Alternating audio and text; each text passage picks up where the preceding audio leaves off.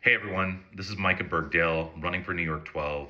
I wanted to record a quick video to really highlight a question that I keep getting asked over and over again in the wake of the shooting of Renee Nicole Good. People are asking, what can we do as New Yorkers? Aside from showing up at protests, letting our voices be heard, what can tangibly be done?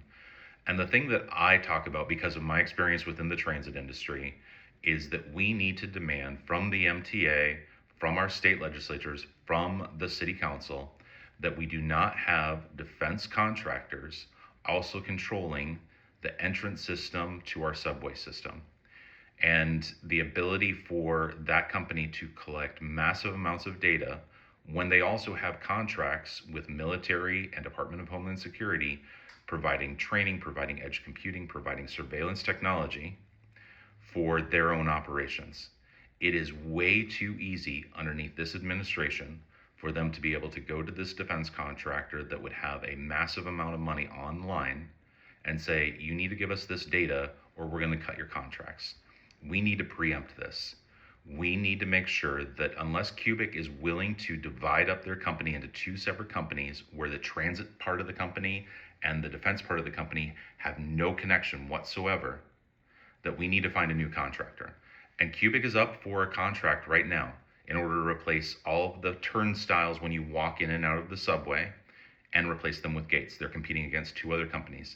My opinion, this contract and this demonstration was really set up for Cubic to be able to win it. I've seen the other two companies that are competing against them. Unfortunately, they just do not seem to have the same level of technology. There are other better companies that are out there.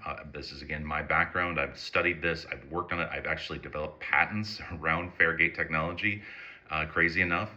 And I can tell you right now, the amount of data that they are going to be collecting as you end up going through that gate, including body scans, including potentially identifying who that person is and being able to share that with authorities, that is dangerous, dangerous stuff, particularly because they have the defense contracts. If they didn't have the defense contracts, I'd have less of an issue with it because it could be isolated and siloed and you'd have better control over it as MTA.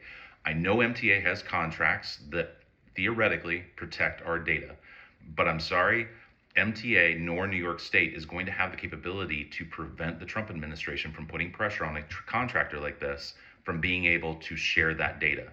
If we want to have a meaningful change, one of those steps is making sure that defense contractors are not being subsidized by New York taxpayers, New York subway riders.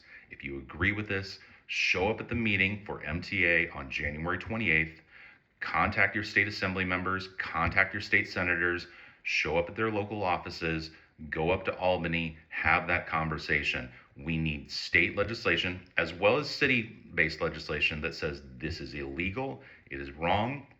We're not going to have defense contractors controlling the entrance and exit of our subway system. It is too risky and too dangerous. Thank you so much.